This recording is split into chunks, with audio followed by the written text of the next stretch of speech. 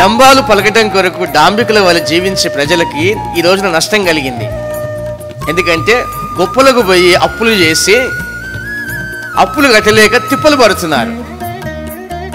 అప్పులను కట్టాలని ఇంకో అప్పు చేసి వడ్డీకి వడ్డీ పెరిగి ఉన్న ఆస్తులు అమ్ముకున్న అప్పు తీరలేని పరిస్థితికి వచ్చేసారు.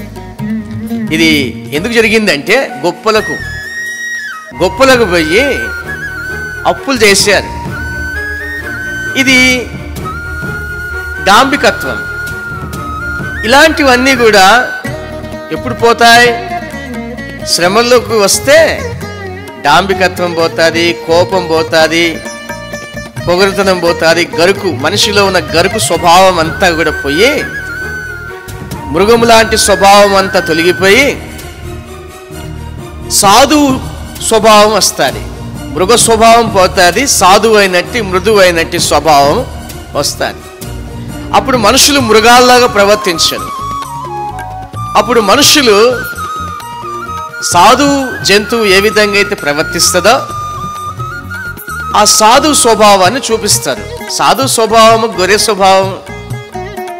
యేసు ప్రభుల వారు చూపించిన మాదిరేది. ఆయన మాదిరి చూపించి వెళ్ళాడు. ఆ మాదిరి ఎలా ఉంది అంటే సాధు స్వభావం.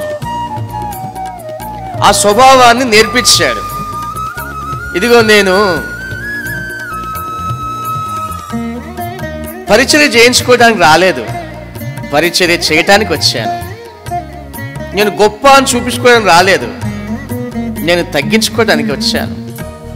అయ్యా మీరు ఎంత తగ్గించుకుంటారు అని అంటే నేను శిలువ మరణం పొందినంతగా తగ్గించుకున్నాను. అంటే ఎందుకు వచ్చిన శిలువ మరణం? విధేయత చూపిస్తే అలాగే వస్తుంది. సరే మరణం వచ్చింది, నీకు బాధ కలిగిందా?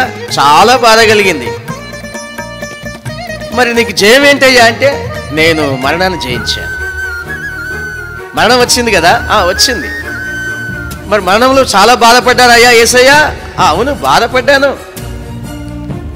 సరే మరణము వస్తే ఎట్లయ్యా మీకు? దానివల్ల లాభం ఏంటంటే నేను మరణాన్ని జయించాను, మరణము దాటి వచ్చాను. ఇక నాకు మరణమే లేదు, నేను మరణంలో నుంచి జీవంలోనికి దాటి ఉన్నాను. ఇక మరణం నన్ను ఏం చేయలేదు. ఇక చనిపోయాను, సమాధి చేయబడ్డాను, తిరిగి లేపబడ్డాను. ఇక మరణం నా దగ్గరికి రాదు. ఇక దానికి నా మీద అధికారం తొలగిపోయింది.